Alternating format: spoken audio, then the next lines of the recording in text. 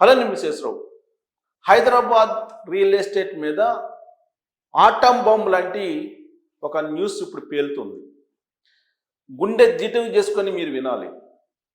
ఎవరైతే రీసేల్ అంటే ఫ్లాట్లు మళ్ళీ అమ్ముతున్నారో, రీసేల్ చేస్తున్నారో, సెకండ్ సేల్స్ చేస్తున్నారో వాళ్ళు ఖచ్చితంగా వినాల్సినటువంటి న్యూస్. ఆటం బాంబ్ లాంటి విషయాన్ని ఇప్పుడు తెలంగాణ ప్రభుత్వం చెప్పేసింది. ఏంటో తెలుసా? మీరు 20 సంవత్సరాల 30 సంవత్సరాల క్రితం భూమి కొని ఆ భూమిలో మీరు అపార్ట్మెంటు కట్టి ఆ అపార్ట్మెంట్ ఫ్లాట్స్ని మీరు కొనుగోలు చేసి ఉంటారు కదా, ఇప్పుడు మళ్ళీ మీరు అమ్ముకోలేరు. ఎందుకు అమ్ముకోలేరంటే చాలా చోట్ల ఇవన్నీ 22A కింద ఆ భూములు ఉన్నాయి. అంటే 22A కింద ఉన్నాయంటే నిషేధం అని చెప్పి అర్థం. అందుకే హైదరాబాద్ చుట్టుపక్కల మేడ్చల్ కానీ, సంగారెడ్డి కానీ, హైదరాబాద్ కానీ, రంగారెడ్డి కానీ ఈ జిల్లాల పరిధిలో ఉండేటువంటి రిజిస్టర్ ఆఫీసులకు అనేక మంది వెళ్తే వస్తున్నటువంటి సమాధానం ఏంటో తెలుసా?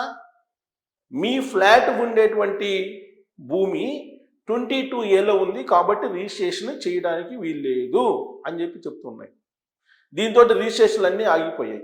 అంటే ఓవరాల్గా హైదరాబాద్ రియల్ ఎస్టేట్ ఇప్పటి వరకు డేటా చూసుకుంటే కనుక ఈ ఏడాది రీసేల్ ఫ్లాట్లకు సంబంధించినటువంటివే ఎక్కువ జరిగాయి. కొత్తగా కట్టుతున్నటువంటి ఫ్లాట్ల జోలికి వెళ్తలేదు ఎవరు కొనేవాళ్ళు. కారణం ఏంటంటే మధ్యతరగతి, ఎగువ మధ్యతరగతికి అందుబాటులో లేని విధంగా రియల్ ఎస్టేట్ వ్యాపారులు ధరలు పెంచేశారు. ఆ కారణం చేత రీసేల్ వైపు మళ్ళారు.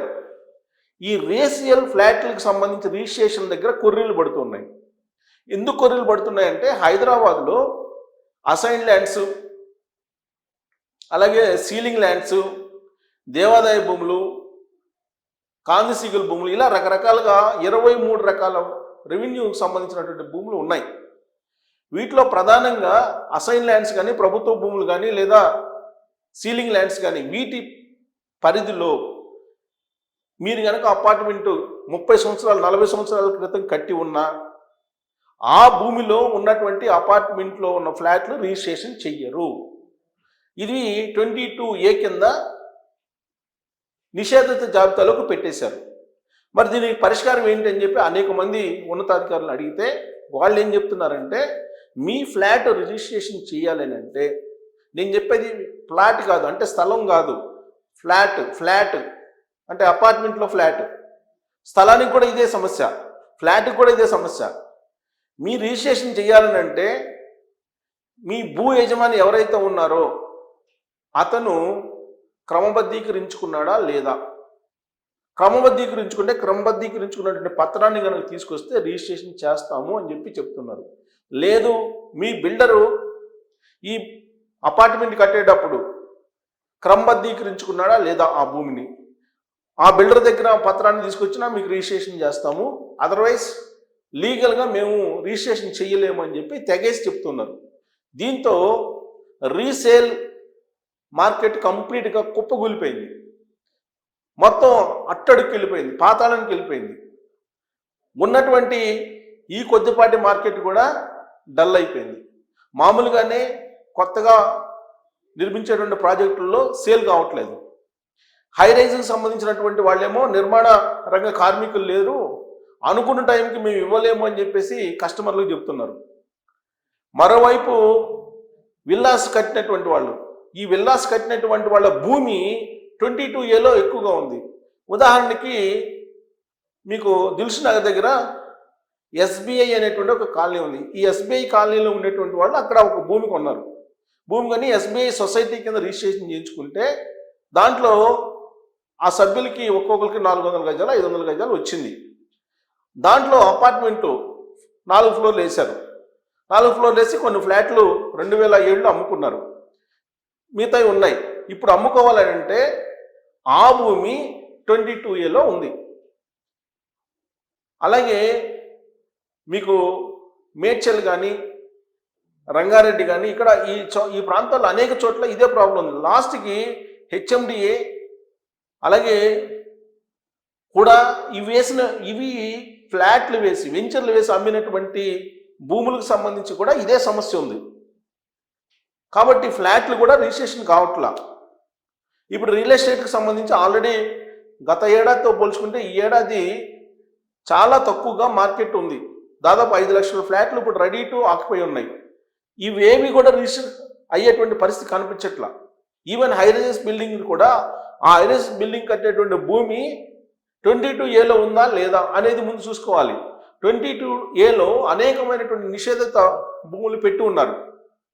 ఈ నిషేధ భూముల జాబితాలో నుంచి తొలగించుకుంటేనే 30 సంవత్సరాల క్రితం కట్టినటువంటి అపార్ట్మెంట్లో ఉండేటువంటి ఫ్లాట్లు కూడా రిజిస్టర్ అవుతాయి, అదర్వైజ్ కావు. కాబట్టి మీరు రీసేల్కి వెళ్ళేటప్పుడు చాలా జాగ్రత్తలు తీసుకొని మీరు బార్గెన్ చేసి ఆ ఫ్లాట్ కొనుక్కోవాలి, అదర్వైజ్ మీకు రిజిస్ట్రేషన్ కాదు. తొందరపడి కనుక ఆ ఫ్లాట్ ఓనర్కి డబ్బులు ఇచ్చేస్తే మళ్ళీ తిరిగి వచ్చేటువంటి పరిస్థితి కూడా ఉండదు.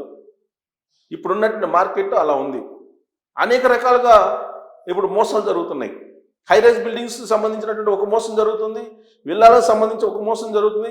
ఇప్పుడు ఉదాహరణకి విల్లాలు కట్టున్నారు, రింగ్ రోడ్ అవతల విల్లాలు కట్టున్నారు కొన్ని, ఆ తెల్లాపూర్ ఆ ప్రాంతాన్ని. ఆ విల్లాలకు సంబంధించిన రిజిస్ట్రేషన్స్ కూడా కావట్లేదు ఇప్పుడు. దానికి కారణం ఏంటంటే 22A నిషేధ జాబితాలోకి వెళ్ళిపోయినాయి. ఇదంతా కూడా ప్రక్షాళన చేయడానికి చాలా టైం పట్టే అవకాశం ఉంది. ధరణి పోర్టల్ చూడాలి. ధరణి పోర్టల్కి సంబంధించినటువంటి మొత్తం రీసెర్చ్ చేయడానికి ఇప్పుడు అడిషనల్ డీజీ చార్సిన్హా గారికి బాధ్యతలు అప్పచెప్పారు. ఒక కమిటీని ఏర్పాటు చేసి, ఆ కమిటీ మెంబర్స్ని ఏర్పాటు చేసి, ఆవిని హెడ్గా చేసి ఈ మొత్తం అసలు ధరణి పోర్టల్లో ఏం జరిగింది అనేది మొత్తం ఇన్వెస్టిగేషన్ చేయబోతున్నారు. ఆ ఇన్వెస్టిగేషన్ పూర్తి కావాలంటే కనీసం 1 ఇయర్ పడుతుంది. ఈ 1 ఇయర్ పాటు మీరు రీసేల్ ఫ్లాట్లు రిజిస్టర్ చేయించుకోలేరు, కొత్త ఫ్లాట్లు రిజిస్టర్ చేయించుకోలేరు, హై రేంజెస్కి అసలు వెళ్ళలేరు, విల్లాలకు అసలు వెళ్ళలేనటువంటి పరిస్థితి. సో ఇలాంటి సిచ్యువేషను హైదరాబాద్లో ఉండేటువంటి రియల్ ఎస్టేట్ని వెంటాడుతూ ఉంది.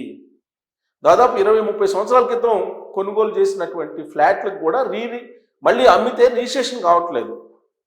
అలాగే 20-30 సంవత్సరాల క్రితం కట్టినటువంటి అపార్ట్మెంట్లకు కూడా ఇప్పుడు ఆ అపార్ట్మెంట్లో ఉన్నటువంటి ప్లేసు అది గవర్నమెంట్దా లేదంటే అది అసైన్డా ఇవన్నీ చూస్తూ ఉన్నారు. కాబట్టి హైదరాబాద్లో రియల్ ఎస్టేటు ఇప్పట్లో ఈ హడ్డిల్స్ అన్నింటినీ కోలుకొని పుంజుకునేటువంటి పరిస్థితి లేదు. పైగా ఒక రీసేల్ మార్కెటే ఉంది ఇప్పటి వరకు కూడా. గత 5-6 నెలల నుంచి మీరు అబ్జర్వ్ చేస్తే రీసేల్ మార్కెట్ 20% పెరిగింది గత ఏడాది కంటే కూడా. అంటే నేను చెప్పే ధరలు